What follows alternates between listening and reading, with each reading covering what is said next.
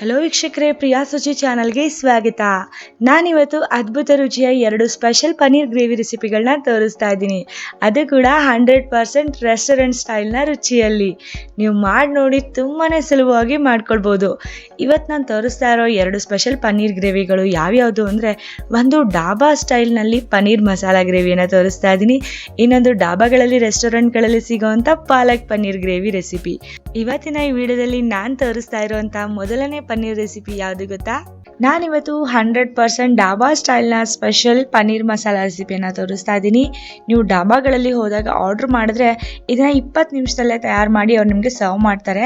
ಅದೇ ರೀತಿಯಾಗಿ ನಾವು ಕೂಡ ಒಂದು 15ರಿಂದ 20 ನಿಮಿಷದಲ್ಲಿ ತುಂಬಾ ಈಸಿಯಾಗಿ ಸರಳವಾಗಿ ಯಾವ ರೀತಿಯಾಗಿ ಪನ್ನೀರ್ ಮಸಾಲ ಗ್ರೇವಿಯನ್ನು ಮನೆಯಲ್ಲೇ ಮಾಡ್ಕೊಳ್ಳೋದಂತ ನಾನಿವತ್ತು ತೋರಿಸ್ತಾ ಇದ್ದೀನಿ. ಬಹಳ ರುಚಿಯಾಗಿರುತ್ತೆ ಕೂಡ. ಚಪಾತಿ, ನಾನ್, ರೋಟಿ, ಕುಲ್ಚಾ ಎಲ್ಲದ್ರ ಜೊತೆಗೂ ತುಂಬ ಚೆನ್ನಾಗಿರುತ್ತೆ. ಬನ್ನಿ ಯಾವ ರೀತಿ ಮಾಡೋದಂತ ನೋಡ್ಕೊಳ್ಳೋಣ. ಮೊದಲು ಒಂದು ಬೌಲ್ಗೆ ನಾವು ಒಂದು 200ರಿಂದ 250 ಗ್ರಾಮ್ನಷ್ಟು ಪನ್ನೀರ್ನ ಈ ಥರ ಕ್ಯೂಬ್ಸ್ ಆಗಿ ಕಟ್ ಮಾಡ್ಕೊಂಡು ಹಾಕ್ಕೊಳ್ಬೇಕು. ನಾನು 250 ಗ್ರಾಮಷ್ಟು ಪನ್ನೀರ್ ತೊಗೊಂಡಿದ್ದೀನಿ. ಇದಕ್ಕೆ ಅರ್ಧ ಚಮಚ ಉಪ್ಪು, ಅರ್ಧ ಚಮಚದಷ್ಟು ಅಚ್ಕಾರದ ಪುಡಿ, 1/4 ಚಮಚದಷ್ಟು ಅರಿಶಿನವನ್ನು ಹಾಕ್ಕೊಳ್ಬೇಕು. ಎಲ್ಲವನ್ನು ಚೆನ್ನಾಗಿ ಮಿಕ್ಸ್ ಮಾಡ್ಕೊಳ್ಬೇಕು. ಯಾವ ರೀತಿ ಅಂದರೆ ಈ ಥರ ಬೌಲ್ನ ಈ ಥರ ಹಾರಿಸ್ಕೊಳ್ಳಿ. ಆಗ ಪನ್ನೀರೆಲ್ಲ ಎಲ್ಲದಕ್ಕೂ ಉಪ್ಪು, ಖಾರ, ಅರಿಶಿನ ಚೆನ್ನಾಗಿ ಹಿಡಿಯುತ್ತೆ. ಒಂದು 15 ನಿಮಿಷ ಹಾಗೆ ನೆನೆಯೋದಕ್ಕೆ ಬಿಟ್ಬಿಡೋಣ. ಅಲ್ಲಿವರೆಗೂ ಒಂದು ಪ್ಯಾನ್ ತೊಗೊಳ್ಬೇಕು. ಪ್ಯಾನ್ಗೆ ನಾವು 2 ಚಮಚದಷ್ಟು ಎಣ್ಣೆ ಹಾಕೊಳ್ಳೋಣ. ಎಣ್ಣೆ ಕಾದ್ಮೇಲೆ ಅರ್ಧ ಚಮಚ ಜೀರಿಗೆ, ಒಂದು ಸಣ್ಣ ಪಲಾವ್ ಎಲೆ ಹಾಕ್ಕೊಳ್ಳಿ. ದೊಡ್ಡದಿದ್ರೆ ಒಂದು ಅರ್ಧ ಹಾಕ್ಕೊಳ್ಬೋದು. ಇದಕ್ಕೆ ಕೆಲವು ಮಸಾಲೆಗಳನ್ನ ಹಾಕ್ಕೊಳ್ಬೇಕಾಗುತ್ತೆ. ಸಣ್ಣ ತುಂಡು ಚಕ್ಕೆ, ಮತ್ತು ಒಂದು 4-5 ಕಾಳು ಮೆಣಸು, 4 ಲವಂಗ, ಒಂದೇ ಒಂದು ಏಲಕ್ಕಿ ಹಾಕ್ಕೊಳ್ಳೋಣ. ಇವನ್ನೆಲ್ಲ ನಾವು ಚೆನ್ನಾಗಿ ಫ್ರೈ ಮಾಡ್ಕೊಳ್ಬೇಕು. ಹಾಗೆಯೇ 2 ಹಸಿಮೆಣಸಿಕಾಯಿನ ಕೂಡ ಸ್ಲೈಸ್ ಮಾಡಿ ಹಾಕ್ಕೊಂಡಿದ್ದೀನಿ. ಈಗ ಇವನ್ನೆಲ್ಲ ನಾವು ಒಂದು 30 ಸೆಕೆಂಡ್ಗಳ ಕಾಲ ಚೆನ್ನಾಗಿ ಫ್ರೈ ಮಾಡ್ಕೊಳ್ಳೋಣ. ಇವನ್ನೆಲ್ಲ ನಾವು ಒಂದು 30 ಸೆಕೆಂಡ್ಗಳ ಕಾಲ ಚೆನ್ನಾಗಿ ಫ್ರೈ ಮಾಡಿ ಆದಮೇಲೆ ಇದಕ್ಕೆ ನಾನು 2 ಮೀಡಿಯಮ್ ಸೈಜ್ ಈರುಳ್ಳಿಯನ್ನು ತೆಳ್ಳಗೆ ಸ್ಲೈಸ್ ಮಾಡಿ ಹಾಕ್ಕೊಂಡಿದ್ದೀನಿ. ಈರುಳ್ಳಿಯನ್ನು ಕೂಡ ನಾವು ಚೆನ್ನಾಗಿ ಫ್ರೈ ಮಾಡ್ಕೊಳ್ಬೇಕು. ಒಳ್ಳೆ ಗೋಲ್ಡನ್ ಕಲರ್ ಬರೋ ತನಕ ಚೆನ್ನಾಗಿ ಫ್ರೈ ಮಾಡ್ಕೊಳ್ಳೋಣ. ಇದು ಈಗ ಸ್ವಲ್ಪ ಕಲರ್ ಚೇಂಜ್ ಆಗಿದೆ ಈರುಳ್ಳಿ. ಈಗ ನಾನು 1 ಚಮಚ ಶುಂಠಿ ಬೆಳ್ಳುಳ್ಳಿ ಪೇಸ್ಟ್ನ ಹಾಕ್ಕೊಳ್ತಾ ಇದ್ದೀನಿ. ನಿಮ್ಮ ಹತ್ರ ಶುಂಠಿ ಬೆಳ್ಳುಳ್ಳಿ ಪೇಸ್ಟ್ ಇಲ್ಲ ಅಂದರೆ ಅರ್ಧ ಚಮಚ ಶುಂಠಿ ಮತ್ತು ಬೆಳ್ಳುಳ್ಳಿಯನ್ನು ಸಣ್ಣದಾಗಿ ಕಟ್ ಮಾಡಿ ಕೂಡ ಹಾಕ್ಕೊಳ್ಬೋದು. ಏಕೆ ಕೊನೆಯಲ್ಲಿ ನಾನು ಇವನ್ನೆಲ್ಲ ಫ್ರೈ ಮಾಡಿ ಗ್ರೈಂಡ್ ಮಾಡ್ಕೊಳ್ತೀನಿ. ಹಾಗಾಗಿ ಈಗ ಶುಂಠಿ ಬೆಳ್ಳುಳ್ಳಿ ಕೂಡ ಫ್ರೈ ಆಗಿದೆ. ಈಗ ಇದಕ್ಕೆ 3 ಚಮಚದಷ್ಟು ಗೋಡಂಬಿ ಹಾಕ್ಕೊಳ್ತಾ ಇದ್ದೀನಿ. ಗೋಡಂಬಿಯನ್ನು ನೆನೆಸೋದೇನು ಬೇಡ. ಈಗ ಇದಕ್ಕೆ 2 ಮೀಡಿಯಮ್ ಸೈಜ್ ಟೊಮ್ಯಾಟೋನ ಕೂಡ ಸ್ಲೈಸ್ ಮಾಡಿ ಹಾಕ್ಕೊಂಡಿದ್ದೀನಿ. ಟೊಮ್ಯಾಟೊ ಕೂಡ ಸಾಫ್ಟ್ ಆಗೋ ತನಕ ಚೆನ್ನಾಗಿ ಫ್ರೈ ಮಾಡ್ಕೊಳ್ಬೇಕು. ಈಗ ಇದಕ್ಕೆ ಕೆಲವೊಂದು ಮಸಾಲೆ ಪುಡಿಗಳನ್ನ ಕೂಡ ನಾನು ಇವಾಗ ಹಾಕ್ಕೊಳ್ತೀನಿ. ಒಂದು 1/4 ಚಮಚದಷ್ಟು ಅರಿಶಿನ ಹಾಕ್ಕೊಳ್ಳೋಣ. 1 ಚಮಚ ಧನಿಯಾ ಪುಡಿ ಹಾಕ್ಕೊಳ್ಳೋಣ. ಈ ಮಸಾಲೆ ಪುಡಿಗಳನ್ನ ಕೂಡ ಚೆನ್ನಾಗಿ ಫ್ರೈ ಮಾಡ್ಕೊಳ್ಬೇಕು. ಧನಿಯಾ ಪುಡಿ 1 ಚಮಚ, ಅದಾದಮೇಲೆ ಉಪ್ಪನ್ನ ಕೂಡ 1 ಚಮಚ ಹಾಕ್ಕೊಂಡಿದ್ದೀನಿ. ನೀವು ನಿಮ್ಮ ರುಚಿಗೆ ತಕ್ಕ ಹಾಗೆ ಹಾಕ್ಕೊಳ್ಳಿ. 1.5 ಚಮಚದಷ್ಟು ನಾನು ಖಾರದ ಪುಡಿ ಹಾಕ್ಕೊಂಡಿದ್ದೀನಿ.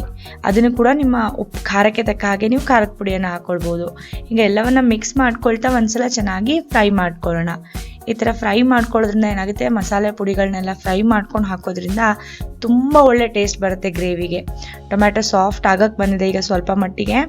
ಇನ್ನೂ ಸಾಫ್ಟ್ ಆಗಬೇಕು ಅಂದರೆ ಒಂದು ಸಣ್ಣ ಟೀ ಕುಡಿಯೋ ಗ್ಲಾಸ್ನಲ್ಲಿ 1 ಗ್ಲಾಸ್ ನೀರು ಹಾಕ್ಬಿಟ್ಟು ಚೆನ್ನಾಗಿ ಮಿಕ್ಸ್ ಮಾಡಿ ಒಂದು ಲಿಡ್ನ ಕ್ಲೋಸ್ ಮಾಡಿ 5 ನಿಮಿಷ ಬೇಯೋದಕ್ಕೆ ಬಿಟ್ಬಿಡಿ. ಟೊಮ್ಯಾಟೊ ಪೂರ್ತಿಯಾಗಿ ಸ್ಮ್ಯಾಶ್ ಆಗಿಬಿಡುತ್ತೆ. ತುಂಬಾ ಸಾಫ್ಟಾಗಿ ಎಲ್ಲ ಮಸಾಲೆ ಪದಾರ್ಥಗಳು ಸಾಫ್ಟಾಗಿ ಬೆಂದ್ಬಿಡುತ್ತೆ. ಈಗ ಲಿಡ್ನ ಕ್ಲೋಸ್ ಮಾಡ್ತಾ ಇದ್ದೀನಿ. 5 ನಿಮಿಷ ಬೇಯಿಸ್ಕೊಳ್ಳೋಣ. ಈಗ 5 ನಿಮಿಷಗಳ ಕಾಲ ಆಗಿದೆ. ಎಲ್ಲ ಪದಾರ್ಥಗಳು ಈರುಳ್ಳಿ, ಟೊಮ್ಯಾಟೊ ಎಲ್ಲ ಕೂಡ ತುಂಬಾ ಸಾಫ್ಟ್ ಆಗಿಬಿಡುತ್ತೆ. ಗೋಡಂಬಿ ಕೂಡ ಸಾಫ್ಟ್ ಆಗಿದೆ. ಈಗ ಇದನ್ನು ತಣ್ಣಗಾಗೋದಕ್ಕೆ ಬಿಡಬೇಕು. ಪೂರ್ತಿಯಾಗಿ ತಣ್ಣಗಾದ್ಮೇಲೆ ಇದನ್ನು ನಾನು ಒಂದು ಮಿಕ್ಸರ್ ಜಾರ್ಗೆ ಹಾಕಿ ಪೂರ್ತಿಯಾಗಿ ಫೈನ್ ಪೇಸ್ಟ್ ಮಾಡ್ಕೊಳ್ಬೇಕಾಗುತ್ತೆ. ಆ ಫೈನ್ ಪೇಸ್ಟಿಂದನೇ ನಾವು ಪನ್ನೀರ್ ಮಸಾಲವನ್ನು ಮಾಡ್ಕೊಳ್ಳೋದು. ಈ ಥರ ಮಾಡ್ಕೊಳ್ಳೋದ್ರಿಂದ ನೀವು ಪನ್ನೀರ್ ಮಸಾಲ ತುಂಬ ಬೇಗ ಮಾಡ್ಕೊಂಬಿಡ್ಬೋದು. ನೋಡಿ ನಾನು ಗ್ರೈಂಡ್ ಮಾಡ್ಕೊಂಡಿರೋ ಪೇಸ್ಟ್ ಯಾವ ರೀತಿ ಆಗಿದೆ ಅಂತ. ಎಂಥ ಒಳ್ಳೆ ಬಣ್ಣ ಕೂಡ ಬಂದಿದೆ. ಈ ಥರನೇ ಗಂಧದ ಥರ ರುಬ್ಕೋಬೇಕು. ಆವಾಗಲೇ ಪನ್ನೀರ್ ಮಸಾಲ ಚೆನ್ನಾಗಾಗುತ್ತೆ. ಇದನ್ನು ತೆಗೆದಿಟ್ಕೊಳ್ಳೋಣ. ಈಗ ಮತ್ತೆ ಅದೇ ಪ್ಯಾನ್ಗೆ ನಾನು 2 ಚಮಚದಷ್ಟು ಬೆಣ್ಣೆ ಹಾಕ್ಕೊಳ್ತಾ ಇದ್ದೀನಿ. ನಿಮ್ಮ ಹತ್ರ ಬೆಣ್ಣೆ ಇಲ್ಲಾಂದರೆ ತುಪ್ಪ ಹಾಕ್ಕೊಳ್ಳಿ. ತುಪ್ಪನೂ ಬೇಡ ಅಂತ ಅನಿಸಿದ್ರೆ 2 ಚಮಚ ಎಣ್ಣೆನೇ ಹಾಕ್ಕೊಳ್ಬೋದು. ಈಗ ಬೆಣ್ಣೆ ಪೂರ್ತಿಯಾಗಿ ಕರಗೋವರೆಗೂ ನಾವು ವೇಟ್ ಮಾಡಬೇಕಾಗುತ್ತೆ. ಬೆಣ್ಣೆ ಪೂರ್ತಿಯಾಗಿ ಕರಗಿದ ಮೇಲೆ ಇದಕ್ಕೆ ನಾವು ಉಪ್ಪು, ಖಾರ, ಅರಿಶಿನ ಹಾಕಿ ಕಲಸಿಟ್ಟಿರೋಂಥ ಪನ್ನೀರ್ನ ಮೊದಲು ಹಾಕೊಂಡು ಚೆನ್ನಾಗಿ ಫ್ರೈ ಮಾಡ್ಕೊಳ್ಳೋಣ. ಈಗ ನೋಡಿ ಬೆಣ್ಣೆ ಕರಗ್ತಾ ಇದೆ. ಈಗ ನಾವು ಪನ್ನೀರ್ನ ಹಾಕ್ಕೊಳ್ಬೋದು. ಪೂರ್ತಿ ಪನ್ನೀರ್ನ ಹಾಕೊಂಡ್ಬಿಡಿ. ನಾನು 250 ಗ್ರಾಮ್ ಅಷ್ಟು ತೊಗೊಂಡಿದ್ದೀನಿ, ನೀವು 150 ಗ್ರಾಮ್ ಅಥವಾ 200 ಗ್ರಾಮ್ ಕೂಡ ತೊಗೊಳ್ಬೋದು. ಈಗ ಪನ್ನೀರ್ನ ಚೆನ್ನಾಗಿ ಫ್ರೈ ಮಾಡ್ಕೊಳ್ಬೇಕು. ಎರಡೂ ಸೈಡ್ಗೂ ಕೂಡ ಚೆನ್ನಾಗಿ ಫ್ರೈ ಮಾಡ್ಕೊಳ್ಳೋದ್ರಿಂದ ಆ ಗ್ರೇವಿಯಲ್ಲಿರುವಂಥ ಪನ್ನೀರ್ನ ರುಚಿ ತುಂಬಾ ಚೆನ್ನಾಗಿ ಅನಿಸುತ್ತೆ. ಈಗ ಪನ್ನೀರ್ನ ನಾನು 1-2 ನಿಮಿಷದಿಂದ ಚೆನ್ನಾಗಿ ಫ್ರೈ ಮಾಡ್ಕೊಂಡಿದ್ದೀನಿ. ಈಗ ನಾನು ಇದಕ್ಕೆ ಗ್ರೈಂಡ್ ಮಾಡಿ ತೆಗೆದಿಟ್ಕೊಂಡಿದ್ನಲ್ಲ ಆ ಮಸಾಲ ಪೇಸ್ಟ್ನ ಪೂರ್ತಿಯಾಗಿ ಹಾಕೊಳ್ತಾ ಇದ್ದೀನಿ. ಮಿಕ್ಸರ್ ಜಾರ್ಗೂ ಕೂಡ ಸ್ವಲ್ಪ ಅಂಟ್ಕೊಂಡಿದೆ, ಅದನ್ನು ತೊಳೆದ್ಬಿಟ್ಟು ಆಮೇಲೆ ನೀರು ಹಾಕ್ಕೊಳ್ತೀನಿ. ಮೊದಲು ಈ ಮಸಾಲ ಪೇಸ್ಟ್ನ ಚೆನ್ನಾಗಿ ಪನ್ನೀರ್ ಜೊತೆ ಮಿಕ್ಸ್ ಮಾಡಿಕೊಂಡು 1-2 ನಿಮಿಷ ಹಾಗೆ ಬೇಯೋದಕ್ಕೆ ಬಿಟ್ಬಿಡೋಣ. ನೀವು 2 ನಿಮಿಷ ಬಿಡ್ತಿದ್ದಾಗಲೇ ಅದು ಸುತ್ತ ಎಣ್ಣೆ ಬಿಡೋದಕ್ಕೆ ಸ್ಟಾರ್ಟ್ ಆಗುತ್ತೆ, ನೀವೇ ನೋಡ್ಬೋದು. ನೋಡಿ 2 ನಿಮಿಷದಲ್ಲೇ ಎಷ್ಟು ಚೆನ್ನಾಗಿ ಎಣ್ಣೆ ಬಿಟ್ಟಿದೆ. ಈಗ ನಾನು ಮಿಕ್ಸರ್ ಜಾರ್ಗೆ 1.5 ಕಪ್ಪಷ್ಟು ನೀರನ್ನು ಹಾಕಿ ಮಿಕ್ಸರ್ ಜಾರ್ನ ಚೆನ್ನಾಗಿ ತೊಳೆದು ನೀರು ಹಾಕ್ಕೊಂಡಿದ್ದೀನಿ. ನೀವು ಕೂಡ ನೀರನ್ನು ಹೆಚ್ಚು ಅಥವಾ ಕಡಿಮೆ ಮಾಡ್ಕೊಳ್ಬೋದು. ನಿಮಗೆ ಗ್ರೇವಿ ಯಾವ ಕನ್ಸಿಸ್ಟೆನ್ಸಿಗೆ ಬೇಕೋ ನೋಡಿಕೊಂಡು ನೀವು ನೀರನ್ನು ಹಾಕಿ ಅಡ್ಜಸ್ಟ್ ಮಾಡ್ಕೊಳ್ಳಿ. ಈಗ ಒಂದ್ಸಲ ಚೆನ್ನಾಗಿ ಮಿಕ್ಸ್ ಮಾಡ್ಕೊಂಡಿದ್ದೀನಿ. ಆ ಗ್ರೇವಿ ಯಾವಾಗ ಕುದಿಯೋದಕ್ಕೆ ಸ್ಟಾರ್ಟ್ ಆಗುತ್ತಲ್ಲ ಆ ಟೈಮ್ನಲ್ಲಿ 1 ಚಮಚದಷ್ಟು ನಾನು ಗಟ್ಟಿ ಮೊಸರನ್ನ ಹಾಕ್ಕೊಳ್ತಾ ಇದ್ದೀನಿ. ಗಟ್ಟಿ ಮೊಸರನ್ನ ಹಾಕ್ಕೊಳ್ಳೋದ್ರಿಂದ ಈ ಗ್ರೇವಿಯ ಟೇಸ್ಟ್ ತುಂಬಾ ಚೆನ್ನಾಗಿ ಆಗಿಬಿಡುತ್ತೆ. ಅದೊಂಥರ ರಿಚ್ನೆಸ್ ಬರುತ್ತೆ, ಕ್ರೀಮಿನೆಸ್ ಬರುತ್ತೆ, ತುಂಬ ಚೆನ್ನಾಗಾಗುತ್ತೆ. ಮೊಸರು ಹಾಕಿದ ತಕ್ಷಣ ಗ್ಯಾಸ್ ಫ್ಲೇಮ್ನ ಸಣ್ಣ ಮಾಡಿ ನಿಧಾನವಾಗಿ ಮಿಕ್ಸ್ ಮಾಡ್ಕೊಂಬಿಡಿ. ಅದಾದಮೇಲೆ ಲಿಡ್ನ ಕ್ಲೋಸ್ ಮಾಡಿ 10 ನಿಮಿಷಗಳ ಕಾಲ ಚೆನ್ನಾಗಿ ಬೇಯಿಸ್ಕೊಳ್ಬೇಕು. 10 ನಿಮಿಷ ಆದಮೇಲೆ ನೋಡಿ ಯಾವ ರೀತಿಯಾಗಿ ಎಣ್ಣೆ ಬಿಟ್ಟಿದೆ. ಗ್ರೇವಿ ಆಲ್ಮೋಸ್ಟ್ ರೆಡಿ ಆಗಿಬಿಟ್ಟಿದೆ. ಆದರೆ ಇದಕ್ಕೆ ಇನ್ನೂ ಒಂದು 2-3 ಪದಾರ್ಥಗಳು ಹಾಕ್ಕೊಳ್ಬೇಕು. ಈಗ ನಾವು ಅದನ್ನು ಹಾಕ್ಕೊಳ್ಳೋಣ. ಈ ಟೈಮ್ನಲ್ಲಿ ಒಂದ್ಸಲ ಉಪ್ಪನ್ನು ಟೇಸ್ಟ್ ಮಾಡಿ ನೋಡಿ, ಕಡಿಮೆ ಇದ್ದರೆ ಹಾಕ್ಕೊಳ್ಬೋದು. ಒಂದು ಅರ್ಧ ಚಮಚ ಕೊನೆಯಲ್ಲಿ ಗರಂ ಮಸಾಲ ಪುಡಿ ಹಾಕ್ಕೊಳ್ತಾ ಇದ್ದೀನಿ. ಮತ್ತು 1 ಚಮಚದಷ್ಟು ಕಸೂರಿ ಮೇಥಿಯನ್ನು ಹಾಗೇ ಸ್ವಲ್ಪ ಬಿಸಿ ಮಾಡಿಕೊಂಡು ನಾನು ಈ ಥರ ಕ್ರಷ್ ಮಾಡಿ ಪುಡಿ ಮಾಡಿ ಹಾಕ್ಕೊಳ್ತಿದ್ದೀನಿ. ಈ ಕಸೂರಿ ಮೇಥಿ ಹಾಕೋದ್ರಿಂದ ತುಂಬ ಒಳ್ಳೆ ಫ್ಲೇವರ್ ಬರುತ್ತೆ. ಮತ್ತು ಒಂದು ಅರ್ಧ ಕಪ್ನಷ್ಟು ಸಣ್ಣದಾಗಿ ಹೆಚ್ಚಿಟ್ಕೊಂಡಿರೋ ಕೊತ್ತಂಬರಿ ಸೊಪ್ಪನ್ನ ಕೂಡ ಹಾಕ್ಕೊಳ್ತಾ ಇದ್ದೀನಿ. ಈಗ ಇದ್ರ ಜೊತೆ ಕೊನೆಯಲ್ಲಿ ನಾನು 1 ಚಮಚದಷ್ಟು ಫ್ರೆಶ್ ಕ್ರೀಮ್ನ ಹಾಕ್ಕೊಳ್ಬೇಕು.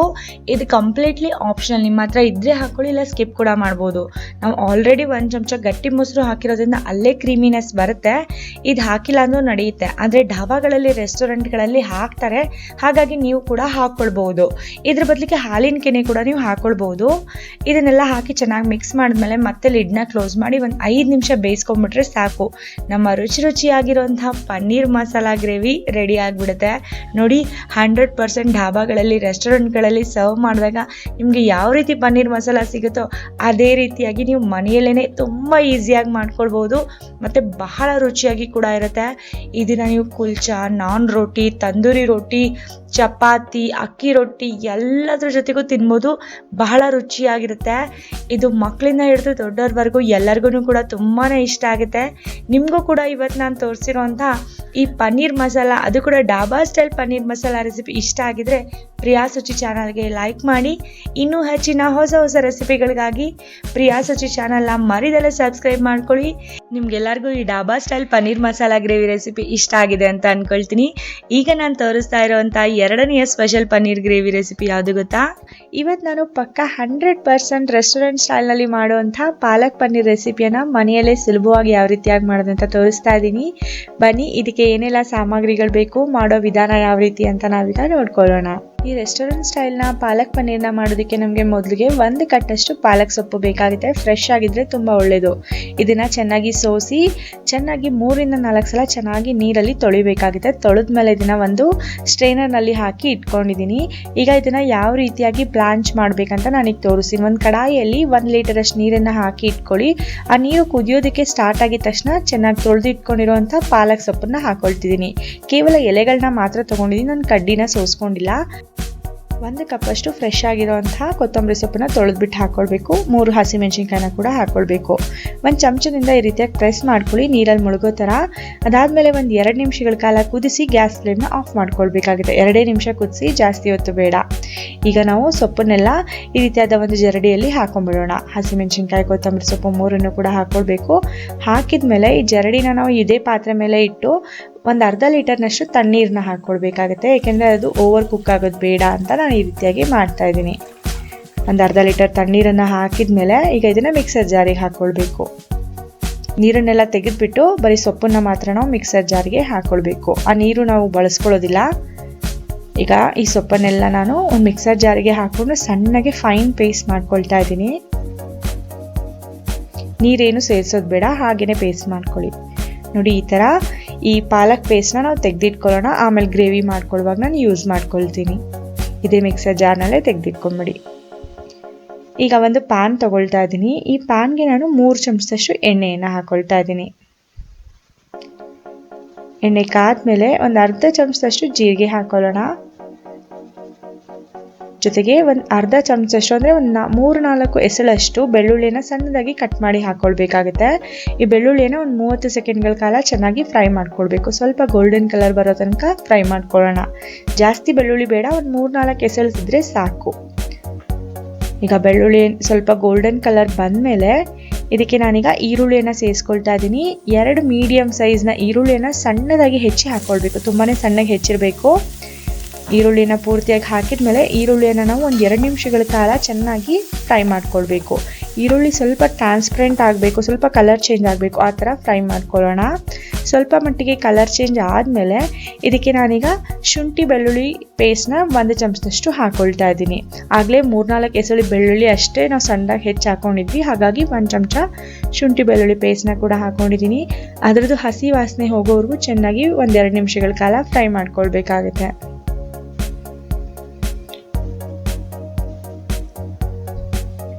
ಈಗ ಶುಂಠಿ ಬೆಳ್ಳುಳ್ಳಿಯಲ್ಲಿರೋ ಹಸಿ ವಾಸನೆ ಎಲ್ಲ ಹೋಗಿದೆ. ಈಗ ಇದಕ್ಕೆ ನಾವು ಟೊಮ್ಯಾಟೋನ ಕೂಡ ಸೇರಿಸ್ಕೊಳ್ಬೇಕು. 1 ಸಣ್ಣ ಟೊಮ್ಯಾಟೊ ತಗೊಳ್ಳಿ. ಸಣ್ಣ ಟೊಮ್ಯಾಟೋನ ಸಣ್ಣದಾಗಿ ಈ ರೀತಿಯಾಗಿ ಹೆಚ್ಕೊಳ್ಬೇಕು. ಕೇವಲ 1 ಟೊಮ್ಯಾಟೊ ಸಾಕು. ಟೊಮ್ಯಾಟೋನ ಹಾಕಿದ್ಮೇಲೆ ಟೊಮ್ಯಾಟೊ ಕೂಡ ಪೂರ್ತಿಯಾಗಿ ಸಾಫ್ಟ್ ಆಗೋ ತನಕ ಚೆನ್ನಾಗಿ ಫ್ರೈ ಮಾಡ್ಕೊಳ್ಳೋಣ. ಈಗ ಸ್ವಲ್ಪ ಮಟ್ಟಿಗೆ ಟೊಮ್ಯಾಟೊ ಸಾಫ್ಟ್ ಆಗಿದೆ ಅಂತ ಅನ್ನಿಸ್ತಿದೆ. ಈಗೇನೆ ನಾನು ಎಲ್ಲ ಮಸಾಲೆ ಪುಡಿಗಳನ್ನ ಹಾಕ್ಕೊಂಡು ಮಸಾಲೆ ಪುಡಿಗಳನ್ನ ಕೂಡ ಚೆನ್ನಾಗಿ ಫ್ರೈ ಮಾಡ್ಕೊಳ್ತೀನಿ.